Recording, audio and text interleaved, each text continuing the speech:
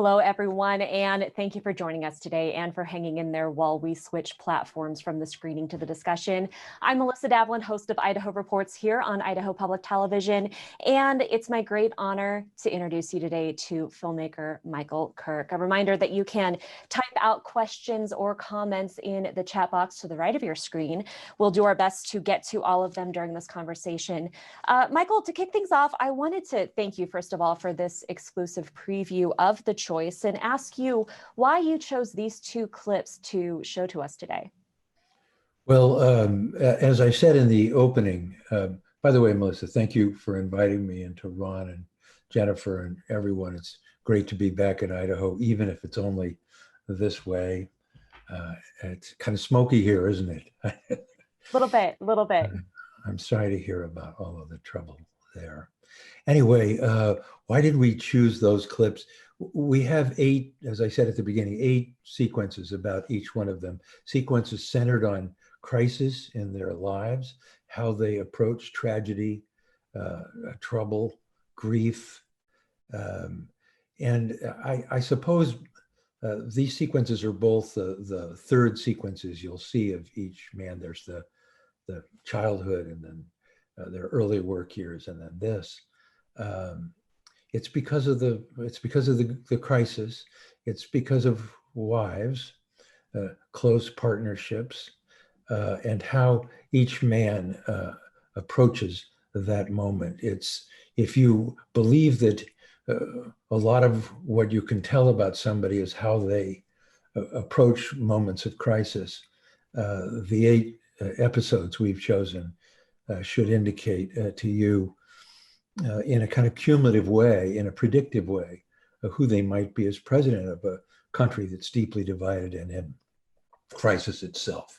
So Trump, with this moment of partnership with Ivana and then not, the way that he used what he learned from Roy Cohn, the way he used the press, how he felt about sharing the spotlight, all important things to remember as we go forward. And if you've paid close attention to his presidency, things that feel familiar to you about the way he approached the presidency. And in Joe's case, Mr. Biden's case, the devastating tragedy of what happened to his wife and daughter and 2 sons will live with him. He starts his life as a stutterer, a lot of humiliation going on there. Then he has this moment. And there will be other moments where he completely screws up. The Anita Hill hearings are difficult for him. The moments of plagiarism that he's caught with a speech by a British politician, and how Joe and how Donald climb out of these various crises. It makes for, as I say, I hope, fascinating and instructive viewing. I'm curious about the challenges that you faced trying to put this together and do these interviews during a pandemic. It's a whole new world. It's a very hard thing to do, just like this is. It'd be we'd have a lot more fun, maybe, and maybe even a better connection. Although it's pretty good anyway, this way. But if we were in front of the good people of Idaho in the first place, I'd be happy to be in Idaho instead of, in my office at home. It's hard. It's also because the quality has to be as high as the other choices that I've made are. That is, the quality of the cameras, the quality of the interview, the quality of the editing. All of it has to happen, but it all had to happen remotely. And we couldn't send camera crews into people's houses, or we couldn't have them come to hotels, and I couldn't interview them in person. I like to go knee to knee with people and talk for several hours. I talked for several hours, but I was on a Zoom screen like this, and I was in their living room, and they had built the camera kit. We invented a sort of very portable, high quality camera kit that could be sent to people's houses, and it was kind of plug and play, and they could put it together if they had a partner or a child who was especially adept at electronics. That happened that way as well. We also had somebody we could send in if they would let somebody come in their house. It was easier to do that by May and June than it was in March and April. But we did 50 interviews that way at an hour and a half, 2 hours per interview with very well-known people, close friends and family of both candidates.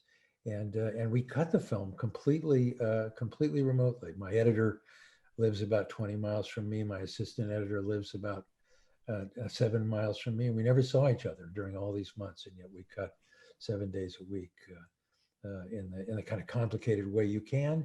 And I think we've made a film that will stand up. And the thing about The Choice is it stands the test of time. It's seen all over the world. And so the quality imperative is very high. First question kind of tacks on to that. You've been doing these since the late 80s. Tom asked, were some of these Trump interviews and clips from The Choice in 2016?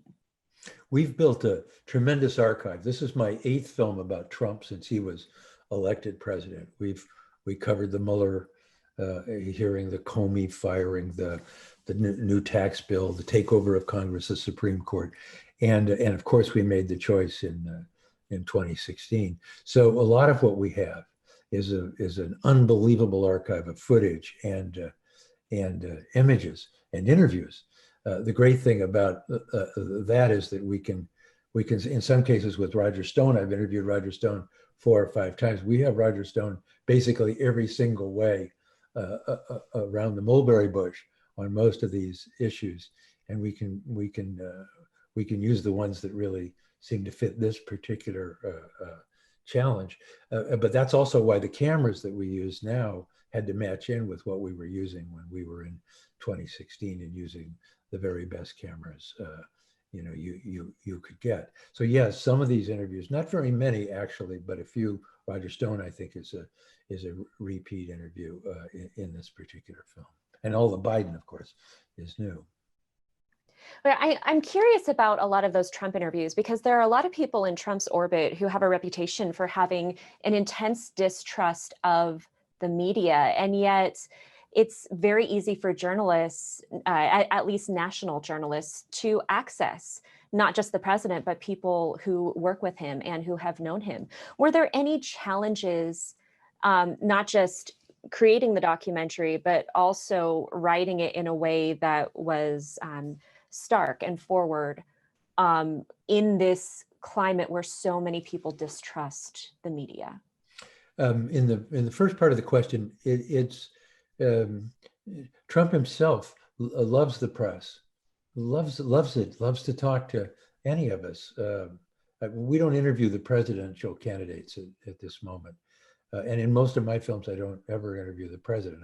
I try to get others. The American people know what Donald Trump is going to say, so I try to get the closest ring I can get. But he will always make himself available, and if there are people in favor with him for a while, you can get them as well. The great thing about the Trump administration is that it's wide open. Really, a lot of people have left and are writing books. A lot of long-serving political people we've known for decades went in, worked, came out angry, thrown away like Ivana in some ways. They wrote a book and they wanted to talk about what they knew, and they knew we knew. We've had this beat. I've been making films about presidents since Jimmy Carter, so we're known as people who can come in, whatever the party is. We had very good access to George W. Bush. Not so much with Obama, surprisingly to me, that they were a lot more closed than the Trump administration is, for example. The only problem with the Trump administration is people don't want to get too out in front of his skis. So they're very careful about what they say until they're out. And I've heard about that reputation that people in the Obama administration were very closed off to the press. Are you finding that with people in Vice President Biden's orbit? It's Joseph Biden is a different character than Barack Obama, and I think so far they've been, of course, they're the challengers. So far they've been, as is always the case with everybody when it was. Whoever the candidate, when it was Romney running against Obama, they were very open. We usually don't have a lot of trouble getting the challengers access to the Challenger. It's whether they will give you access to the stories you want to tell that are the important things, and whether. But they know we play it very straight. It's public television. It feels like a real imperative to be responsible. It doesn't mean soft and easy. It means fair and square with both of them. And it's I couldn't keep doing these kinds of films, and public television couldn't keep coming back for more if it was one-sided. There's plenty of one-sided journalism out there now, way too much. The cheerleaders at Fox and the antagonists at MSNBC and sometimes CNN. We play it really, really straight, and I think they know that. I always say to people in the White House and other places, we're not objective, we're fair, and you'll get a fair shake, and I promise you I'll sit in the room with you when you watch the film. You may disagree with what conclusions we've come to, but we gave you a fair shot to answer the questions and talk about it. And if you don't like it, you can punch me in the nose. And nobody's taking me up on it, but I was about to say, don't tempt people in this day and age. Maybe, I don't know. I don't know. For the kind of access we need, it would be okay. I would take the risk. Just a reminder for our audience, you can go ahead and type in any questions you have for Michael Kirk in the chat box on the right of your screen. Diane asks, have you ever polled your audience to determine what their political persuasions are? And if so, what were those results?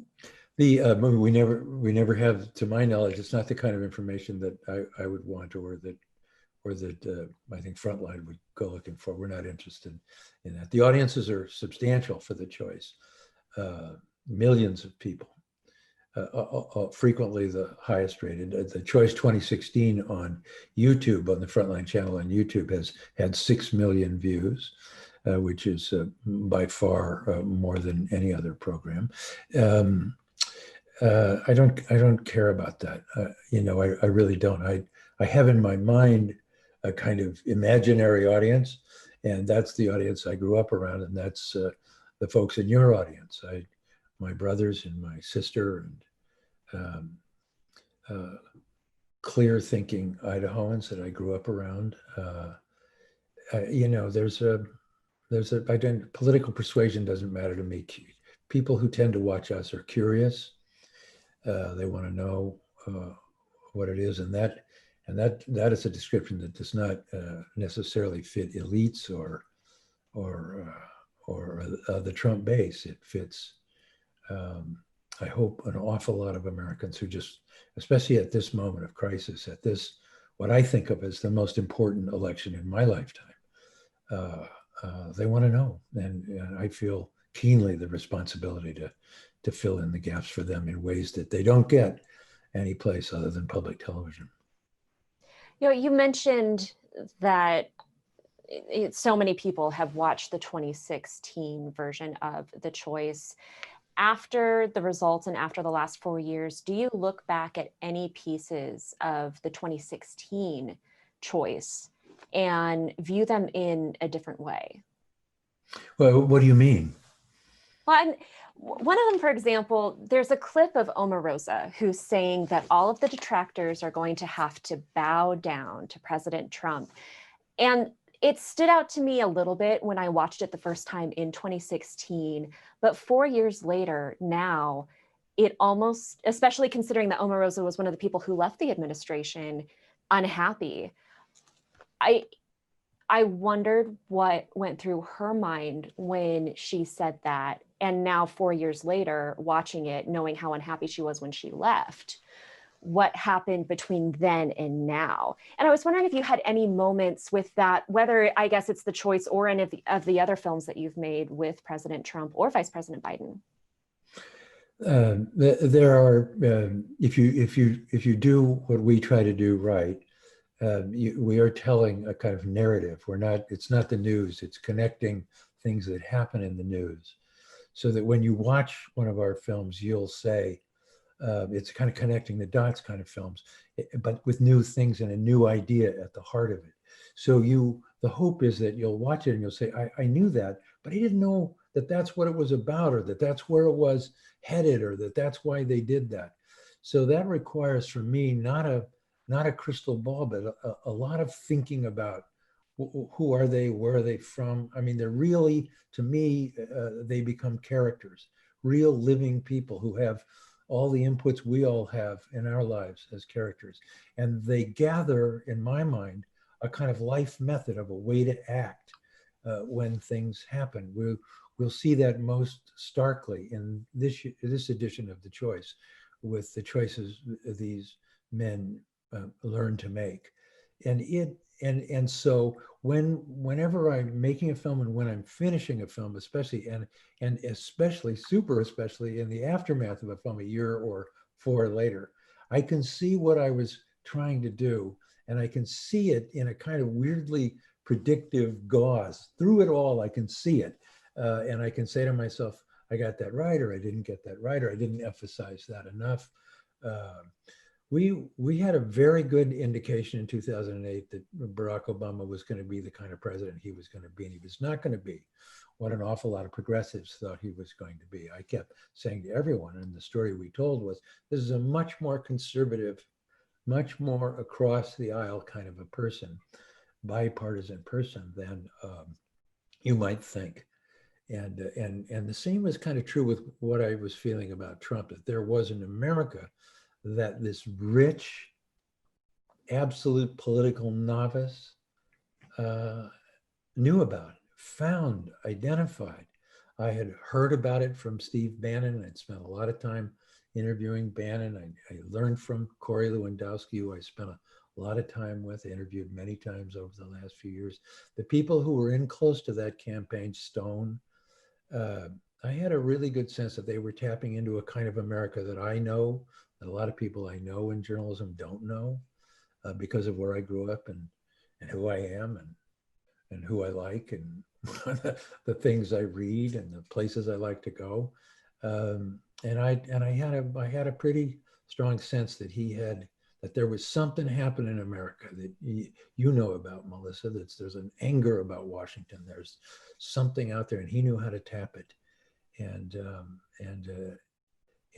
I knew that then, and I think the film addressed that then as that man captured and harnessed that whirlwind. And this year, when your viewers and listeners watch it, I hope they'll see predictive elements there as well. They'll see a man that's a special challenge for us, a man they know. They either love him or they hate him, but a man they know. And maybe when they're done watching the film, they'll know what he's likely to do, what he is doing, why he's doing it.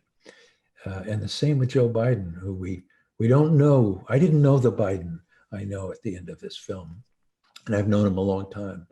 I didn't know the stories. I didn't know how to weave it together. I was very worried about it. Worried about Trump, that you all knew too much, and worried about Biden that you wouldn't really care. And in both cases, I think we've helped to address that problem. To kind of tag on to what you were saying about this undercurrent of anger in the country, there's a lot of anger on the left as well. And Marcia Franklin asks, what do you think about the Lincoln Project, both as a journalist and a television producer? Their ads are hard-hitting, edited quickly, and placed strategically. Do you like them as a filmmaker? And do you think they're having an effect swaying any voters? The technology of television and the people who make television, that kind of television now, the producers and directors, the commercials and everything else, are much younger than I am. And they all grew up watching and reading and being visually literate in a way that's really remarkable. And the tools exist for that to happen at the same time. The quality of the way things are made, those Lincoln Project ads are examples. The Trump ads are examples, and soon the Biden ads are examples of what's always been with us, which is the highest form of persuasion in television. So I think they're provocative. I think certainly the Lincoln Project is an interesting idea the battle within the Republican Party, which really doesn't seem to exist at any great depth. Where are the rhinos? Where are those Republicans who you might have called moderate Republicans, maybe even conservative Republicans? They're not the Trump Republicans tend to be different. The ones in Washington, the federal government that Donald Trump runs is a very different set of Republicans than the Republicans who were around 20 years ago. And the Lincoln Project represents them in another way. That's the never Trumpers. And it's an interesting group, and it's an interesting fight they're waging, but it's an uphill battle. They've been demolished by Donald Trump and his special skills in all these areas. He doesn't need a fancy ad campaign. He's his own wrecking ball intentionally. That's who he's taught himself to be, as you'll see in the film. Along those lines, can you give us an idea of what the other segments in the 2-hour show will be? I've alluded to some of them in my opening comments. It's this idea of Donald's family is very intriguing to me, especially since his niece Mary wrote a kind of book about a window inside the family. We interviewed Mary at length, and her interview was released today on the Frontline podcast, and it's a fascinating thing to listen to for 47 minutes. So Donald is a boy. How does he become the Donald Trump boy? We know Joe was a stuttering boy. One of the most painful sequences I've ever made is the Joe Biden stuttering sequence at the beginning of the film. It's hard to watch. In both of those cases and in subsequent segments, the question that haunts it always, and haunts a biographer like me always, is do the times make the man, or does the man make the times? Or to give you another cliche, is the boy the father of the man?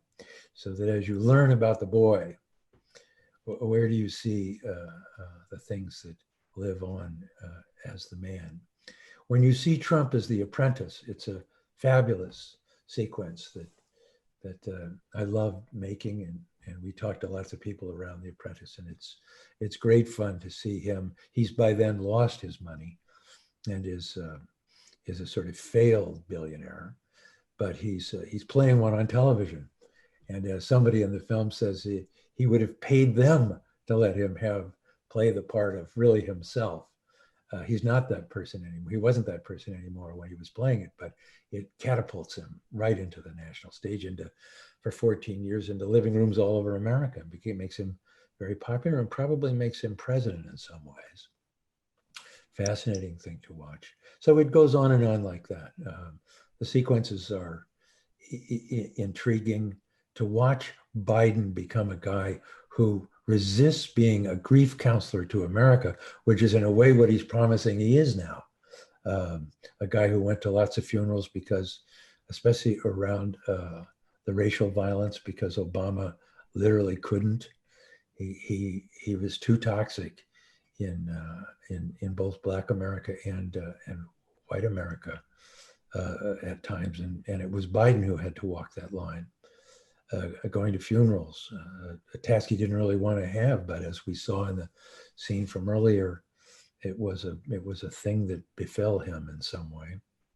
I think he's finally decided it's part of who he is, and I think he's promising America that that's who he will be. Whether it's true or not, it remains to be seen. And such a stark contrast too to this picture of strength that the current president is showing. Well, that's the fascinating thing about them, by the way. I'm sorry to interrupt you for a moment, but please. It's really, there's so much about Trump that he is happy being who he is. He would watch this film and be very happy to see the way that he is portrayed. It's who he wants to be. He is a law and order guy. He is a in-your-face, smash-mouth American, as he says, wrecking ball politician. There's no finesse about that. He knows that that's his bread and butter, and that's what's going to keep him in the job. If enough people out there who want change, he's a change candidate just like Obama was, just a different kind of change. And he's there to promising to do it. And you can see him develop the qualities that required him to be that: a killer, a winner, a fighter, vituperative, take down your enemies. You watch it all happen. He's not shy about that. This is not an unflattering, intentionally unflattering portrait of Donald Trump. This is who Donald Trump wants to be seen as.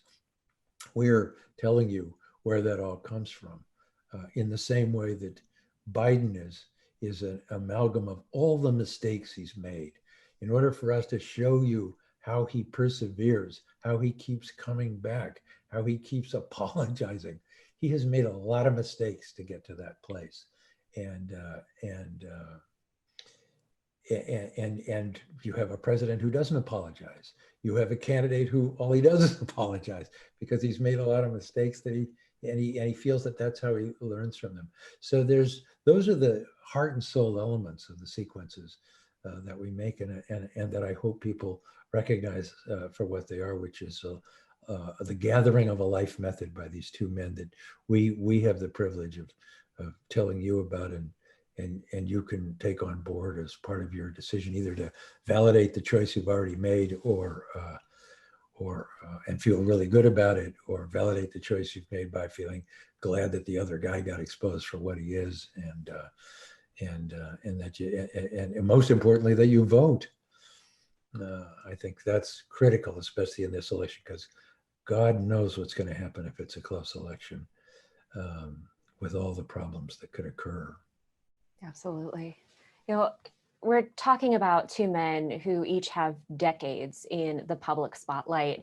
Kenton asks, was there anyone you hoped to interview who refused to participate? Oh, that's a good question, Kenton. And there's always a lot. There's always a lot of them. You expect we started with 100 on each side.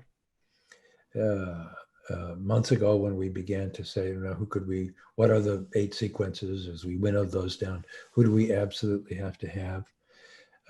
We don't sort of rest until we get who that is, at least enough of them. Thank God for biographers and established journalists who can help fill in the gaps here and there. But I think when it really matters, we get who we need. So while there may be people on that list I would really, really like to have, we got it down to about 25 on each side, and that's about right. And it allowed us to come in essentially within seconds of each other at the end of the film. They've both had about equal amounts of time, which just kind of happens naturally, which is also a fascinating thing. So it's a good question, Kenton. The list of who I wish I had that I don't have is long, but the list I have that I needed is just about right for us. Sherry asks, how would you compare putting this choice together versus previous editions? Not the tech side, which we covered, but more the emotional weight of it, especially since we're in this moment in time that we are in our country. It's a unbelievably heavy responsibility, Sherry. It's a sense that we made 4 hours of documentaries in January that we are called America's Great Divide. That was the kind of companion piece to 4 hours we made in January of 2016 called Divided States of America. And in making those films, we realized how deep the wounds were in America, and sort of assigned why. Knowing that we were going to make this film about these two candidates and the importance of this election, and the way that it's coming down to such a difference between the two men and the two Americas. It just felt like we had to do it in a way that addressed the grief and the tragedies and the trouble and the crises inside the lives of these two men. And anytime you say to yourself, that's what you're going to do, rather than policy and comparing where they stand on abortion or free trade or any of the gun control. When you decide to go down as deep as we went, it was a very personal and emotional experience. I always, at the end of the choice, feel like I know the two candidates because I know all the people around them. I know their families. I know, and in some ways, I know them. And it's funny, on election night, I sit there and I'm just, I don't know, I'm deeply into it in a human way. One of the things you learn when you've been a journalist as long as I have, you learn early not to like or trust any politician. And it's more or less true. I don't have any friends who are politicians. I don't hang out with politicians. I don't.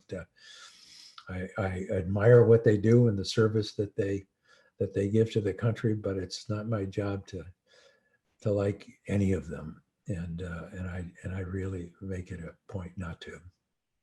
But still, as human beings, to get to know them and everything about them that you can know as an outsider is an awesome responsibility and a heavy burden. It's not an important burden in the cosmic sense. Lots of other things right now are burdens for people. Mine is just a kind of emotional and journalistic and work burden, if you will, not a life burden. Yeah, I'm curious. Bruce asks, there are some who wonder if, I'm sorry, my baby has a question too, apparently. There are some who wonder if Trump decided to become a candidate at the press club event where Obama makes fun of him. Knowing these candidates as you do, is there any truth to that insight? Well, we started the choice 2016 with that moment, with Obama mocking Trump. He was getting even with him for the birtherism issue for that. And it had just been sort of resolved with Obama grudgingly releasing the long form birth certificate. Trump went, I have to believe, knowing that something was going to happen, but in his, this is not even a diss on him anymore. In his narcissism, he went to see what would happen. I don't think we found cameras that had been trained right on him. And to see the look on his face, and then subsequently, of course, in the last 4 years, I've talked to many people who know him very well, and all of whom said he was already lining up to run, but this just did it.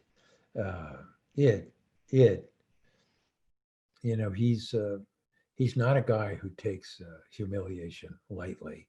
And as one person who knows him very well said, especially from a Black president of the United States, Trump has very strong racial opinions, and for that to happen at the hands of a Black president was especially hard for him, they say. You combine that with the sexism. I'm wondering how that dynamic might play with Kamala Harris this upcoming election cycle too. We have time for one more question. Tara asks, thank you for this opportunity. I'm the student media advisor at University of Idaho, and I'd like to know if you have any advice for student journalists about the future of journalism, especially political journalism. As Kenton knows, one of the things I like to do the most every year is speak to his class a couple times a year sometimes. And I'm lucky enough to do that other places as well, but I enjoy the University of Idaho and the JAM program more than almost any other in the country. I look at those students and I see myself once upon a time. And I always ask myself, what would I say what would I want to hear about these times if I were one of those students? So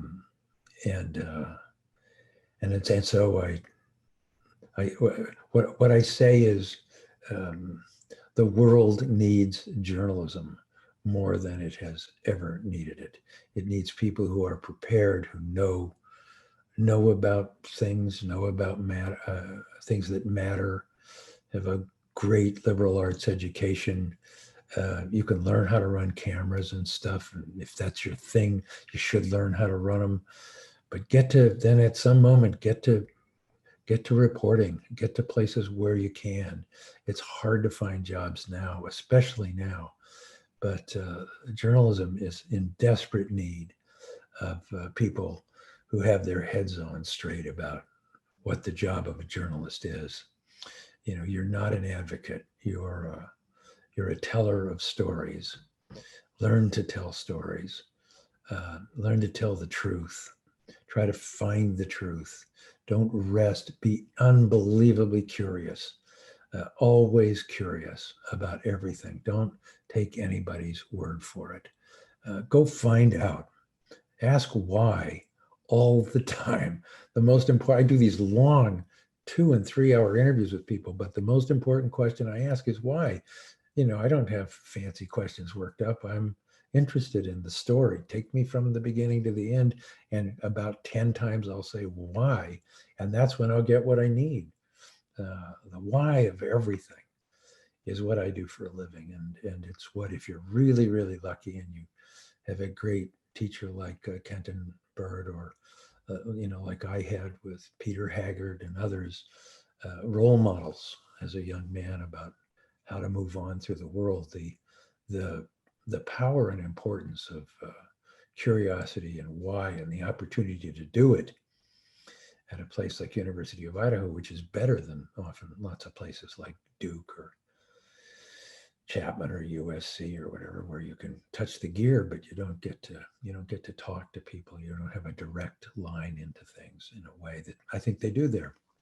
So why? Lots of curiosity, enthusiasm for the world, and a feeling about journalism that says this is a calling, like being a priest or a rabbi or something. I don't mean to be glorious about it, but it is something you just have to do. You don't do anything else really. You just have to do this. And I'm sure you know that, Melissa. That's the shot of encouragement I think a lot of journalists need right now. Michael Kirk, I cannot thank you enough for your time today. I speak on behalf of everyone at Idaho Public Television and all of our audience here. Thank you so much. Thank you. Thank you. Great to be here. The broadcast premiere of The Choice, Trump versus Biden, will air Tuesday, September 22nd at 9 p.m. Mountain Time and Pacific Time on Idaho Public Television. If you enjoyed this screening, please consider making a donation to help Idaho Public Television continue to deliver free and quality programming and events to communities across Idaho.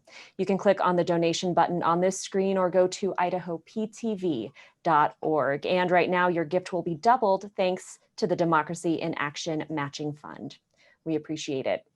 You can register for other screening events at ovee.itvs.org, and be sure to watch for information on our next Idaho PTV screening event on October 13th at 7 p.m. Mountain Time, 6 Pacific, for a preview of Outdoor Idaho, Barns of Idaho, followed by a discussion with producer Forrest Berger, as well as guest preservationists and historians. Go to idahoptv.org/events to register. Thanks again for joining us this afternoon.